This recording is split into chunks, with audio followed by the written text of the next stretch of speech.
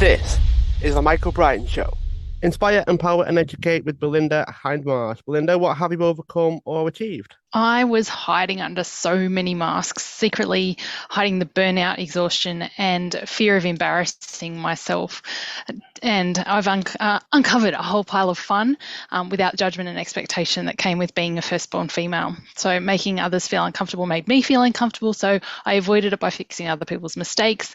Adding to my own workload, more work meant added stress that I would then bring home, meaning less quality time for my favourite people. Grumpy, I had no energy and lost fun.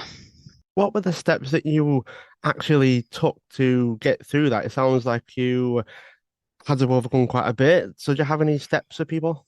Yeah, so for the longest time, I coped by running. I was running for what I called fun. I would train for marathons and bits and pieces and half marathons, and then just running for fitness, but also mental fitness.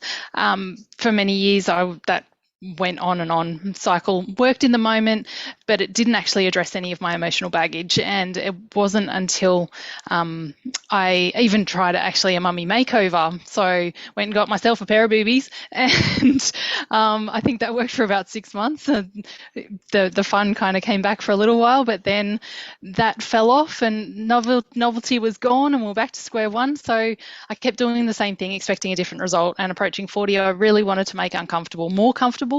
I wanted real fun in the moment, free of judgment, and I knew the process and like that's what I needed, but just the actually doing it was just so it wasn't possible. I found it too hard. So I then went on a journey and I raised my emotional intelligence with a female specific tool that addressed the deeper intergenerational cycles. And it wasn't until then that doing the fun without judgment became so much easier. It was just in the moment. There was no hesitation. It was I was there doing it, having the fun, and there was so much fun, so good.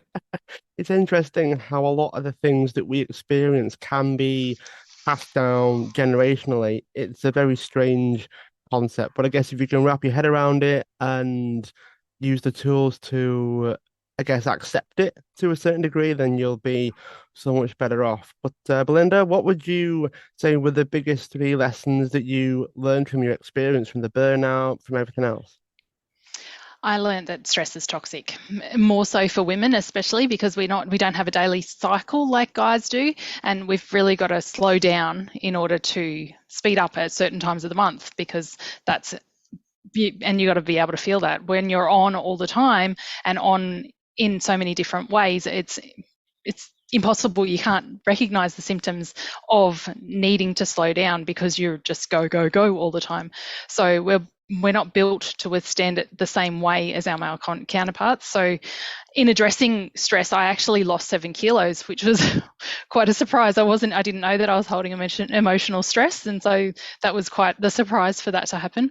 Number two, the second biggest lesson that I learned is by slowing down, you definitely do enjoy the journey. You get a chance to, wake up and smell the roses. You've got time to look around and enjoy what it is that you're experiencing instead of being so fast driven, going from one place to another, buzzing around. You're able to make the connection. You're able to have the shared memories and by having those, it breaks down barriers that we learn more when we're having fun because there's that connection, and it's not just about what you're learning mentally, it's also like spiritually and in your heart space you're able to learn more from different situations. The third thing was people pleasing leads to burnout because you're avoiding confrontation, you're not going to the source, so you're wasting time by procrastinating. Procrastinating is the biggest time sap when you're unable to address something simply because you're so afraid of something. So yeah, I highly recommend working on whatever it is that you're most afraid of, because by going direct to the source, you're able to. It's just simply a conversation. So yeah. So, what would you do differently, Belinda, if you could go back? Would you change anything? I would work on my emotional baggage way sooner. I wouldn't wait as long. I think I was in denial for the longest time, and I think the tool that I first used, that I have used, came on my radar like 7 years before, and I thought, oh, yeah, it's not that bad. It's not that bad. And it wasn't until my kids started growing up and things that I was doing were being reflected in their actions that it kind of dawned on me that, oh my gosh, they truly do what we do, not what we say. You can say whatever it is that you want them to do 100 million times till you're blue in the face, and they don't actually hear you because your actions speak so loud, so much louder than your words do. So you've really got to be role modeling, doing the things that you want them to be doing in order for them to go, oh, you know what? Yeah, that is good advice because I can see that it works because you're actually doing it. So If people wanted to learn more about you, enter your world a little bit, where can they go?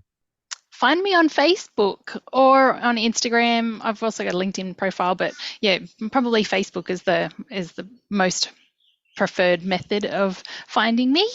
Thanks so much for being a guest on the show. Feel free to subscribe, share the show, leave a review wherever you are listening into your podcasts.